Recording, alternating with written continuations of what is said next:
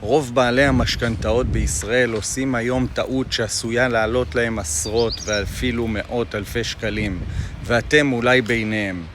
בשנה האחרונה ריבית בנק ישראל ירדה באחוז שלם, מ-4.5% ל-3.5%, וריבית הפריים ירדה בהתאם מ-6% ל-5%.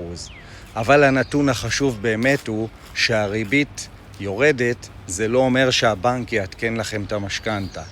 אם לא תבדקו אפשרות למחזור, אתם עלולים להמשיך ולשלם ריביות ישנות ויקרות.